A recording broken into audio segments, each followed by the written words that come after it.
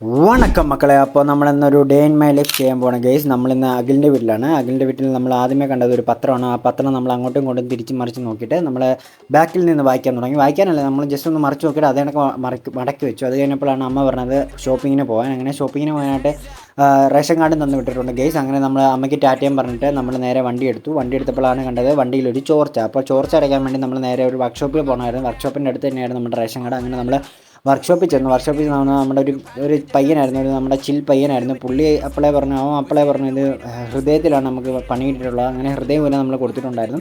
അങ്ങനെ നമ്മൾ ration card ചെയ്യുന്നു. അപ്പോൾ റേഷൻ മാമ പറഞ്ഞു അത് ഫിംഗർ പ്രിൻറ്റ് വെച്ചാലേ റേഷൻ തരത്തുള്ളൂ. അങ്ങനെ ഇവൻ ഫിംഗർ പ്രിൻറ്റ് വെച്ചിട്ട് ഇങ്ങനെ വെയിറ്റ് ചെയ്യാണ് ഗൈസ്. അങ്ങനെ ഇവൻ്റെ ടെൻഷൻ കണ്ടിട്ട് എനിക്കും ടെൻഷനായി, ഇനി ആവില്ലെന്ന്. കാരണം ഇവന് കൈപ്പണി കൂടുതലാണ്.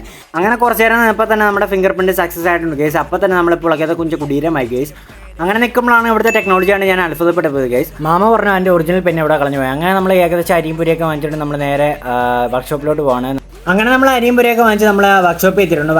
നമ്മൾ കുറച്ച് നേരം അൽത്താഫിനെ കൊതിന്ന് പറഞ്ഞുകൊണ്ടിരിക്കുന്ന സമയം കൊണ്ട് തന്നെ നമ്മൾ ചക്ക നമ്മുടെ വണ്ടി ചോർച്ചയൊക്കെ അടച്ച് നമ്മൾ കുട്ടപ്പനാക്കി തന്നിട്ടുണ്ട്. നമ്മളപ്പോഴേ പൈന് ചേക്കാനും കൊടുത്ത് ഒരു അവാർഡും കൊടുത്ത് നമ്മുടെ അരിയും പൊരിയൊക്കെ എടുത്ത് നമ്മൾ വണ്ടിക്കകത്തോട്ട് കയറി നമ്മൾ നേരെ വീട്ടിൽ പോകണം ഗേസ്. വീട്ടിൽ പോയിട്ട് നമുക്ക് കുറച്ച് പരിപാടി ഉണ്ട്. അങ്ങനെ അപ്പോൾ വീട്ടിൽ ചെന്നപ്പോഴാണ് അമ്മ ആ സത്യം എന്നോട് വെളിപ്പെടുത്തിയത്.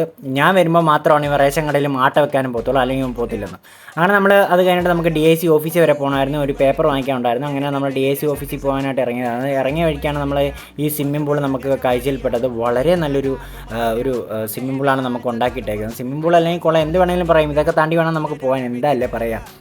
അങ്ങനെ നമ്മൾ ഏകദേശം DIC ഓഫീസിൽ എത്തിയിട്ടുണ്ട്. DIC ഓഫീസിൽ എത്തിയപ്പോഴാണ് നമുക്ക് ആ ഒരു സത്യം മനസ്സിലായത്.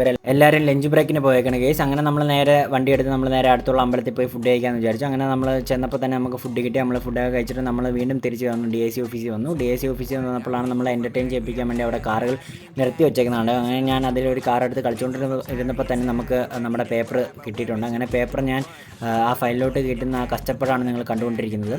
അങ്ങനെ ഞങ്ങൾ അവിടെ നിന്ന് ഇറങ്ങിയിട്ട് നേരെ നമ്മൾ തിരിച്ച് വീട്ടിൽ പോകണം. വീട്ടിൽ പോയിട്ട് നമുക്ക് വൈകിട്ട് നമുക്കൊരു പരിപാടിയാണ്. അങ്ങനെ നമ്മൾ വൈകിട്ട് ആയപ്പോൾ നമ്മൾ വീണ്ടും ഇറങ്ങിയിട്ടുണ്ട് കൊല്ലത്തിൻ്റെ ഇപ്പോഴത്തെ ട്രെൻഡിങ് ആയിട്ടുള്ള പാർക്കിലോട്ട് പോകണം കേസ്. അങ്ങനെ പാർക്കിൽ ചെന്നപ്പോൾ തന്നെ നമുക്ക് അനവധി ആൾക്കാരെ നമുക്ക് കാണാൻ പറ്റിയായിരുന്നു. കാരണം ഒരുപാട് ആൾക്കാർ അവിടെ ഉണ്ടായിരുന്നു. അങ്ങനെ നമ്മൾ നേരെ പാർക്കിൽ ചെന്നിട്ട് നമ്മൾ നേരെ എന്തൊക്കെയാണ് കളികൾ, എന്തൊക്കെയാണ് അവിടെ ആക്ടിവിറ്റീസ് നടക്കുന്നതെന്ന് നോക്കി. അപ്പോൾ ആദ്യമേ തന്നെ നമ്മൾ ബാഡ്മിൻ്റൺ നോക്കി, ചെസ് നോക്കി, അത് കഴിഞ്ഞപ്പോൾ വോളിബോൾ നോക്കി. വോളിബോൾ കഴിഞ്ഞപ്പോഴാണ് അദ്ദേഹത്തിൻ്റെ വീക്ഷണകോണകത്തിൽ നിന്ന് അദ്ദേഹത്തിൻ്റെ കുറച്ച് കാര്യങ്ങളൊക്കെ പറഞ്ഞു തന്നത്.